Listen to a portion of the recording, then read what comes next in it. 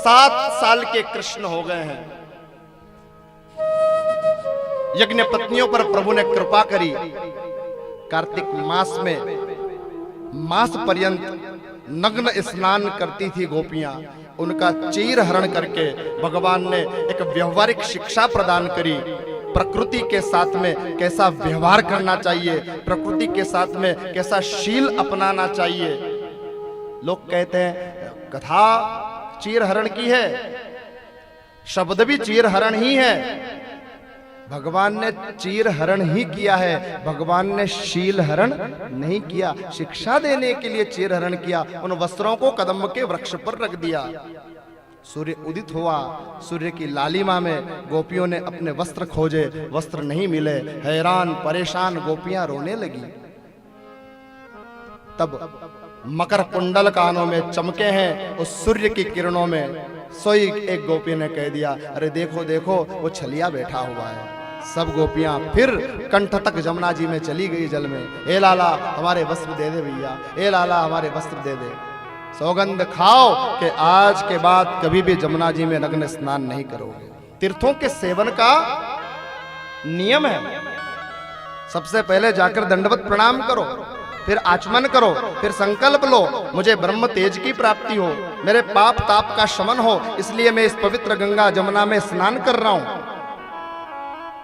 फिर प्रणाम करके वंदन करके प्रविष्ट हो, कमर इतने जल में रहो, डुबकी लगाओ।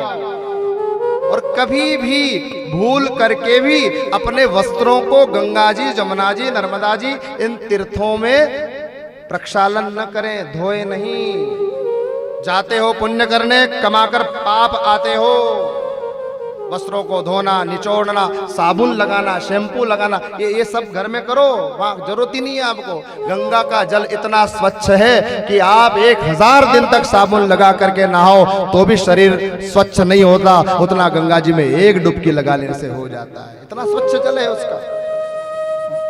कहां जाएंगे सरोवर, कहां जाएगी ये नदियां, कहां जाएगी ये प्रकृति। इतना दोहन करोगे। 20 साल पहले शिमला में नहा लेते थे, आज नहा पाओगे?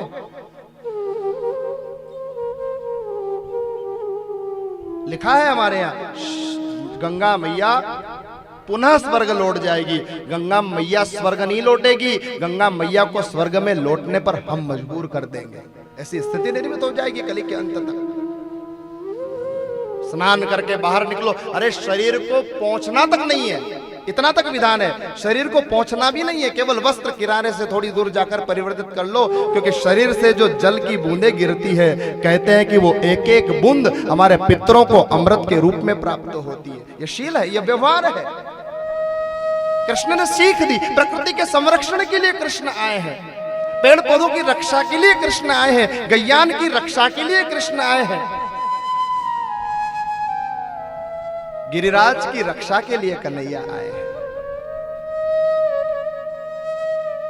सीख दी है गोपियों के माध्यम से जगत को कृष्ण ने।